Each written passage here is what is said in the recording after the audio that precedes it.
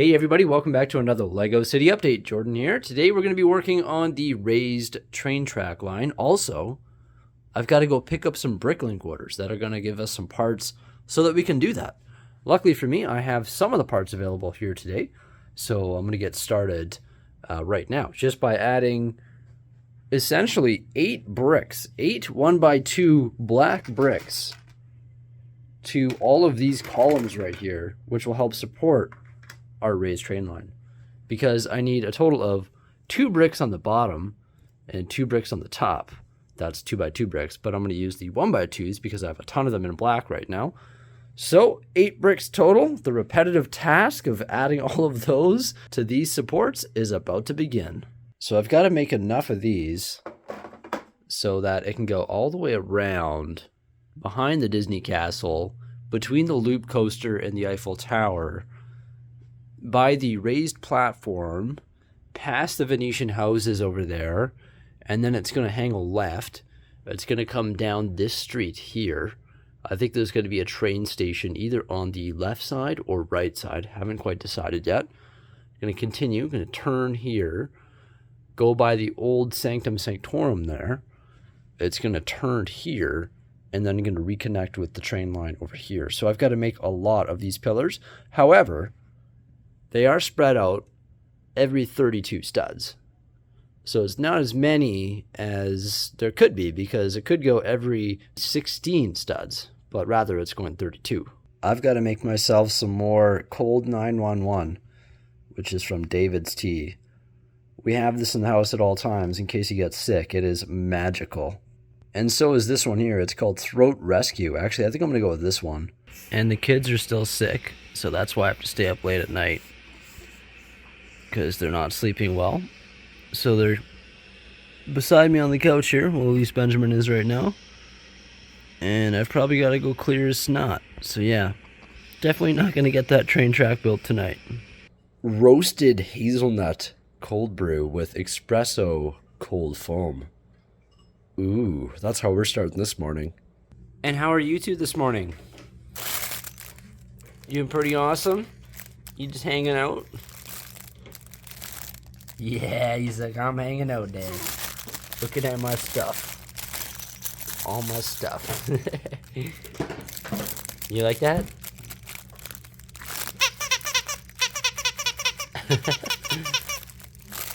Look at all their stuff. Spoiled kids. So now I'm on the road because we're going to go pick up all those Lego pieces. And the first stop that I'm making here is Tim Hortons to grab myself a large steep tea with 2 honeys. Are we talking about tea and coffee a lot in this vlog? Oh, heck yeah, we are. But yeah, I'm excited to pick up these pieces and get going on this train track. Beauty. So here's Bricklink order number 1, picking it up from Sting's Bricks. What a beauty. All nicely packaged up there. We got some 2x2 bricks, some 1x2 DBG plate, all sorts of 4x6 plate, multicolored. Look at that pack job. Whoa, awesome. All sorts of parts in there that are going to help us Mills plate our city. And look at the size of that one there. That is a big Bricklink order. Oh yes. So this is all I got done last night. I made these pillars here. I extracted this train track from the under table scene, which I don't think is going to be trains anymore, just because I have a lot of space allocated to trains under here. And now that I'm bringing trains up top, I don't really need trains under there as much. So I think this whole platform right here is going to be scenes that are going to be rotated off of the cabinet over here. These are the Besta cabinets from IKEA. So right now we've got our Winter Village on there. When winter's over, we're going to move the Winter Village probably right over here. And then I'll be able to build a different scene up here. And then eventually we'll have a bunch of different scenes. So if winter, I don't know what the other ones would be, and they'll be stored down here, and then they'll be rotated and improved each year up here. So I think that's pretty cool. But I will be keeping the medieval scene whenever we get started on that down here, because the medieval scene is massive. Those castles are huge, and those are not going to fit on the 2 Besta units, I don't think. We could do like a little mini medieval display up here one time. Maybe that would be pretty cool. But yeah, we're going to be rotating displays down here, which is going to be pretty cool. And it's a neat way to rotate stuff and have something different in the Lego room. With that said, I think that this back area here is still going to be an industrial train yard. We got the train garage, all the overhead cranes and everything, and then it'll go right to that curve over there.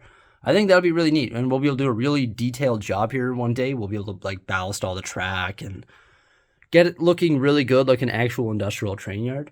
So that'll be like our train scene underneath the table. Then once again, this is rotating, and then medieval over there. I think that's the best idea because we're going to have a lot of trains up here in the Lego City now. So it's the best of both worlds. Maybe I should just smash all this Winter Village stuff and move my AT-ATs down there and call it Hoth. No, I'm just kidding. I'm not going to do that. But we could do that in the future. Maybe this could turn into a Star Wars scene, Mos Eisley or Hoth or something like that. I actually used to have the Millennium Falcon on the Besta units. It'd be cool to build a large Star Wars hangar there one day for the Millennium Falcon. That would be awesome.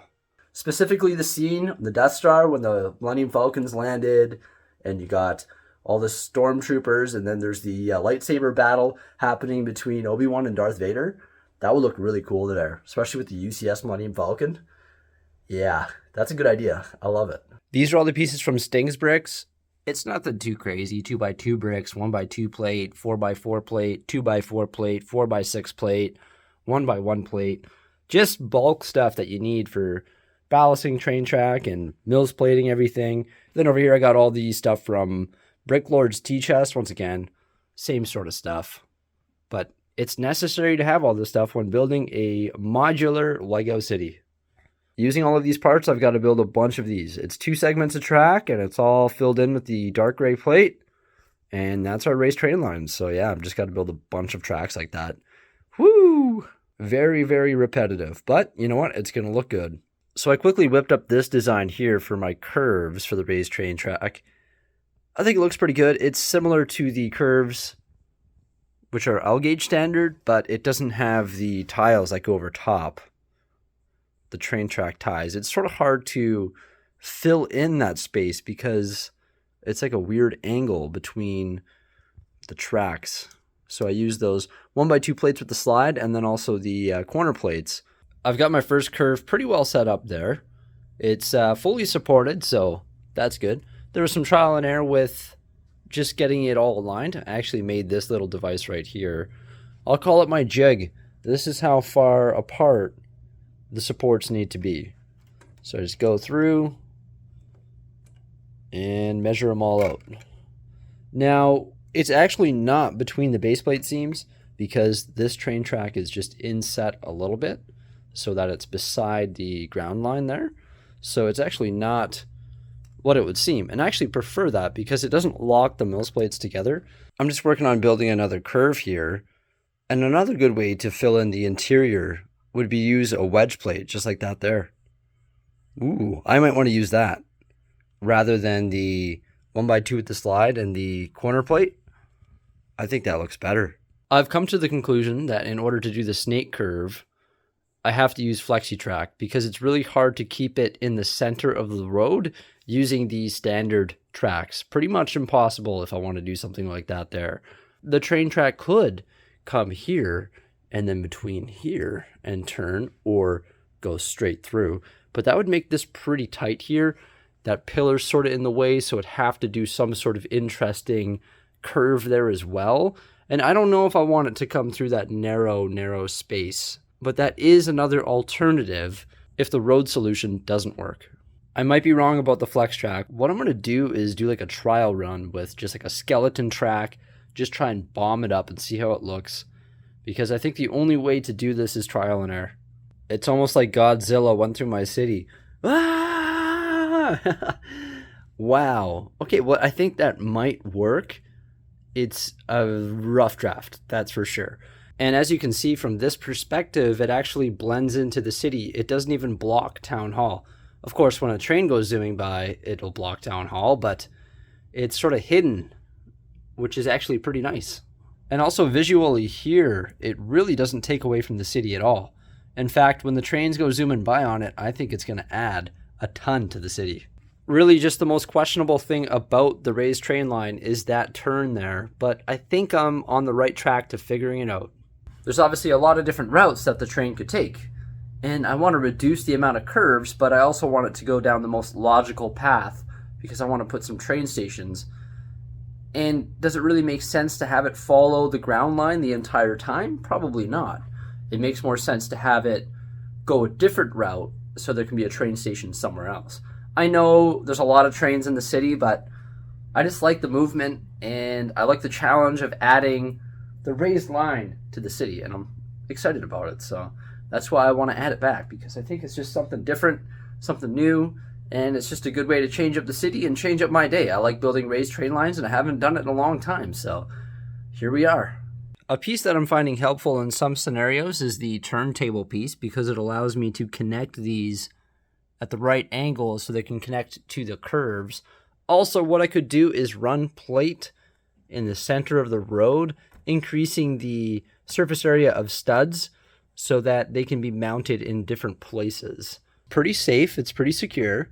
The trains will be able to pass by, which surprises me because at first I was like, oh man, this is sketchy. I don't think I'm going to be able to do this, but I've come up with a way to secure the track in a way that I think it's good to go. And also, once we add all the plate, it stiffens the track, so it's going to be even stronger and look even better. Oh, I'm going to be dreaming about raised train track curves, though. Oh my gosh. We've got one more to go there, and then one more to go there behind the Venetian houses, and then one more behind the Eiffel Tower there. That's hilarious. I just made this curve 5 segments long. Don't need to curve that much. Oh, you can tell I've been doing this for a long time, because I'm getting tired. Installing this is going to be rather interesting because that's definitely one of the hardest places to reach in the Lego City. Like, it's going to be a stretch.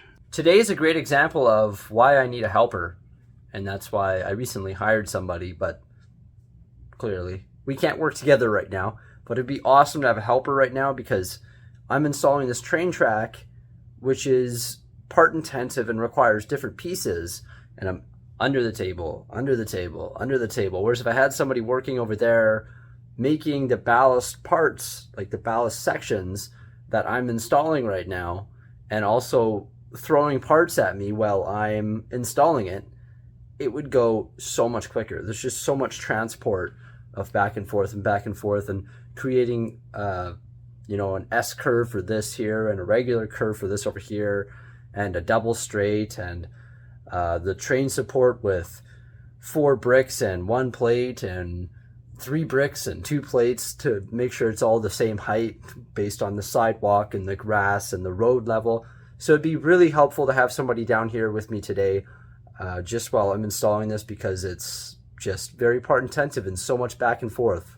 Another thing too, it's already 6 o'clock and I haven't even edited anything yet.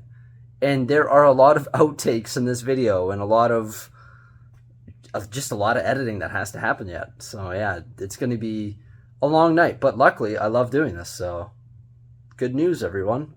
I'm happy. Oh, I was just about to test it and I've got to go do baby duty. No, it's okay. We'll test it later.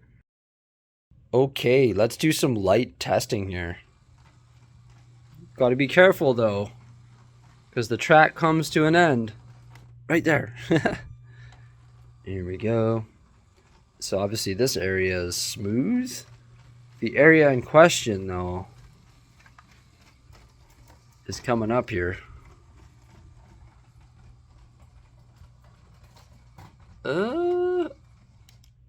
Hey, it seemed to work.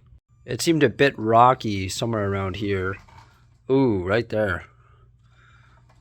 Okay. See that sag? That's going to have to be reinforced a bit. But overall, I think I'm pretty happy with it. Might even just be able to put some tiles on top of the seams. But that is a pretty long stretch there. I could also put a support right on the corner of that sidewalk. But yeah, I mean, obviously it's running, no problem. Cool. Yeah, so we need to add more support to this train track. I can put tiles on the seams like that. Also, what I could do is put long bricks on the top of these pillars because there's 1x2s on there. I could put long bricks that extend out this way, and that would in theory support this. But there's not really a way to put a support here that's going to look good. But we saw that the train can go over it, so it does technically work. So I'm not overly disappointed with that. I think it's to my satisfaction at this point. There's still a bunch of work that needs to be done to the track that we've already installed. Specifically the road around the base of the support there.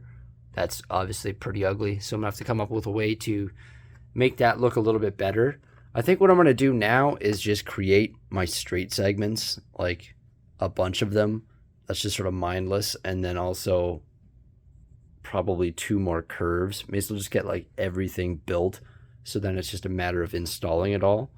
Installing it has definitely taken longer just because just the misalignment, and I had to sort of figure everything out as I installed it. But I think the last segments that we need to create are going to be a lot easier to install. Now, I went into this project knowing that it would take 2 days just because it's pretty part intensive and pretty labor intensive as well. And yeah, I mean, today we're doing pretty good. We've got pretty much half of it installed. And now I'm going to go and try and create the rest of it and also clean up my mess, because I just dumped those 2 Bricklink orders on my desk here and started building. Why file all the parts away when you need them? I have got to build a ton of these. It's actually crazy. Here we go. Up in my tea game, we got the Earl Grey decaffeinated, half a lemon, and some honey. I was literally about to go downstairs, and Benjamin is right on cue. He just knows. He knows, I swear. So we got him down at 8 o'clock. It's now 10:30 at night. That is the longest sleep he'll have all day. Having babies is tough. No joke. So I'm pretty sure altogether I need to build 27 of these. So that is 52 segments of track. That's crazy, hey? This is a stack of 10. And then what do we got there? 5 more? So we're getting there. So I already know that I have to do more Bricklink orders. I thought I bought all the 1x2s available, but I am officially out of 1x2s, which fill those spots there. Not a big deal. I find those on the pad wall periodically. Oh, I would love to go to the Lego store and have a browse. Obviously, I can't do that right now. That would just be irresponsible. But maybe next time I go to the Lego store, they'll have some dark gray plate. Any dark gray plate. I'll take it. I need it. So everybody, it looks like my night is going to come to an end here. I've got that much track built. Also, I've got my 2 corners built. So that's awesome. So right now, the raised train line starts here. Goes around the bend there just by the Disney Castle. All the way past Pop Culture Street. Turns there by Dave's Bowl Cafe, or the bowling alley. And then curves around there. And comes zooming in front of Town Hall. And then I hope tomorrow I'm able to finish it all off here and install the rest of the train track and get the rest built. It just seems as though my kids are not going to sleep very much tonight, so I better wrap up this video. So yeah, I think I got lots done today. The raised train line's coming back here in the Lego City. I'm going to have to order some more pieces. I already know that. And one more day, I hope to get it all done. Maybe 2, because there's a bunch of mills plating and stuff that we have to do over there for the ground line, because the raised line supports go onto the ground line, so it'd be pointless to set it up and then have to take it all down to put in the mills plates. So maybe even 2 days of train track yet. Whew, takes a long time to build all of these different train lines. It's crazy. Everybody, thank you so much for coming on by. Like, subscribe, and stay tuned for a while.